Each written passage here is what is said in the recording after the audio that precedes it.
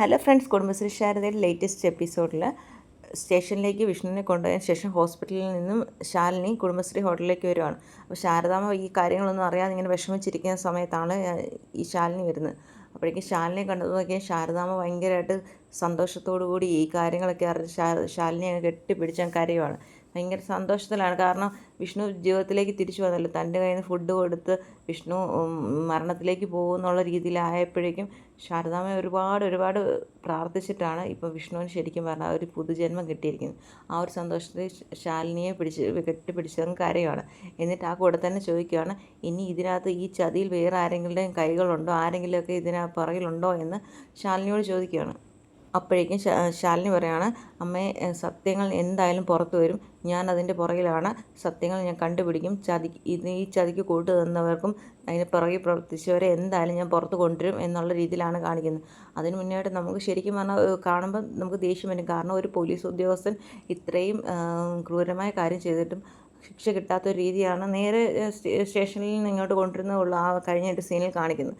പിന്നീട് അതിൻ്റെ അന്വേഷണം കാര്യങ്ങളും വന്നില്ലെങ്കിൽ നമുക്ക് സത്യം പറഞ്ഞാൽ നല്ല ദേഷ്യം വരും. കാരണം പോലീസിൻ്റെ ആ ഒരു വിഭാഗത്തിനും കൂടെ മൊത്തത്തിൽ നാണക്കേട് വരുത്തുന്ന രീതിയാണല്ലോ ഈ ചന്ദ്രബോസ് കാണിക്കുന്നതൊക്കെ. പിന്നീട് മധുശ്രീയും ചന്ദ്രബോസും കൂടെ പുറത്ത് സംസാരിക്കുന്നുണ്ട് ഒരാളോട്.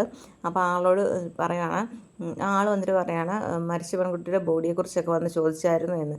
അത് മോർച്ചറിയിലെ ആളും ഫോറൻസിക്കിൻ്റെ ആ ഒരു ഇതിൽ വരുന്നതൊക്കെ ആയിട്ടാണ്. അന്വേഷണം തുറന്നുകൊണ്ടേ ഇരിക്കുകയാണ്. ഇതെന്തായാലും കണ്ടുപിടിക്കാതിരിക്കത്തില്ല ശാലിനി. അങ്ങനെയൊക്കെ ഇയാൾ പറയുമ്പോഴേക്കും മധുശ്രീക്കും ചന്ദ്രബോസിനും ഉറപ്പിക്കുകയാണ്.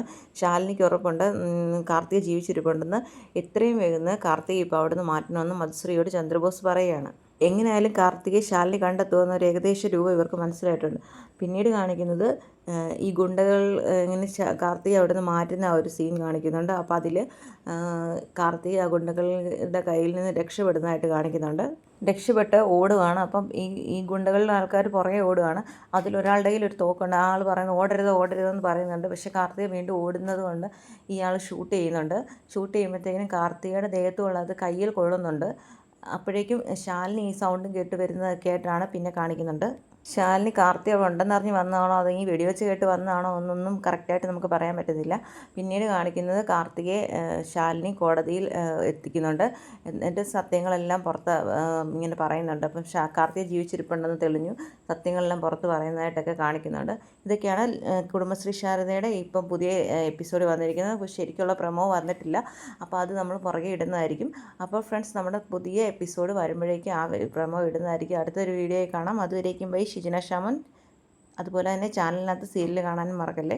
സബ്സ്ക്രൈബ് ചെയ്യാതെ കാണുന്നവരുണ്ടെങ്കിൽ സബ്സ്ക്രൈബ് ചെയ്ത് കൂടെ അടുത്തൊരു വീഡിയോയിൽ കാണാം. അതുവരേക്കും bye. Shijina Shaman. Thanks for watching.